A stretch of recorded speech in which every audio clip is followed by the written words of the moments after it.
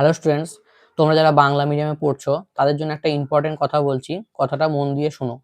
তো তোমরা যারা এখন ধরো 6, 7, 8, 9, 10 এ পড়ছো এবং পরবর্তীকালে তোমরা ভাবছো যে সায়েন্স নিয়ে পড়বো, তাদের জন্য এই কথাটা খুবই প্রযোজ্য। কেননা যেহেতু সায়েন্স নিয়ে আমি পড়েছি, আমার এক্সপিরিয়েন্স রয়েছে, সেহেতু আমি জানি বা এখন যেটা দেখছি আমি পড়াতে গিয়ে সেখান থেকে আমি বলছি। তো যেটা ধরো তোমরা কোনো একটা সায়েন্সের একটা টপিক পড়ছো, ঠিক আছে?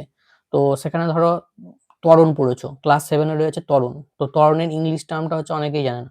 তাহলে ত্বরণকে ইংলিশে কি বলে? অ্যাক্সিলারেশন। তারপরে ধরো তড়িৎ প্রবাহ মাত্রা পড়ছো। তড়িৎ প্রবাহ মাত্রার ইংলিশ টার্ম হচ্ছে ইলেকট্রিক কারেন্ট।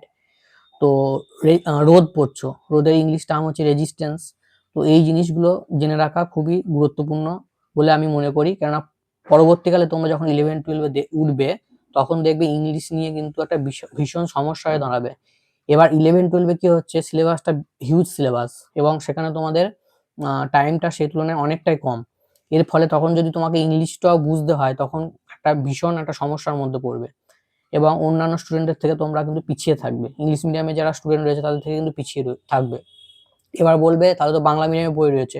অবশ্যই বাংলা মিডিয়ামে বই রয়েছে, কিন্তু বাংলা মিডিয়ামে বই তোমরা যদি কোনো কম্পিটিটিভ এক্সাম দাও, ঠিক আছে, ধরো নিট দিচ্ছ, জেই দিচ্ছ, তখন সেখানে দেখতে পাবে যে যত ভালো ভালো বুকস রয়েছে সেগুলো সবই কিন্তু ইংলিশে লেখা, ঠিক আছে, সবই ইংলিশে লেখা।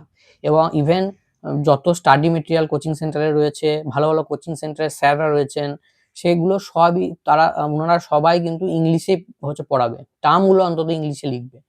তার ফলে কি হবে, তোমরা তখন বুঝতে পারবে না, প্রচুর অসুবিধার সম্মুখীন হবে।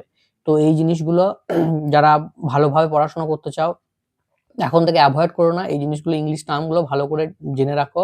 ইংলিশ টার্মগুলো জেনে রাখলে দেখবে 11-12 এসে তোমাদের অনেকটা কাজ হচ্ছে এগিয়ে থাকবে এবং সহজেই সেগুলো তোমরা ইংলিশগুলো পড়ে নিজে নিজে হচ্ছে যে অনেক বুকস রয়েছে সেখানকার যে ইলাস্ট্রেশন, নিউমেরিক্যালস রয়েছে, সেগুলো নিজে নিজে সলভ করতে পারবে, খুব একটা অসুবিধা হবে না। কিন্তু ইংলিশটা যদি একবার উইক হয়ে যায় সায়েন্সের কিন্তু ক্ষেত্রে কিন্তু তোমাদেরকে পরবর্তীকালে দেখবে ওই জিনিসটা হয়তো হয়ে যাবে তোমাদের, কিন্তু ওই জিনিসটার পিছনে অনেকটা টাইম হচ্ছে তোমাদের চলে যাবে, ঠিক আছে? এবং ইভেন ভালো ভালো স্যারের নোটস এগুলো কিছুই বুঝতে পারবে না তোমরা।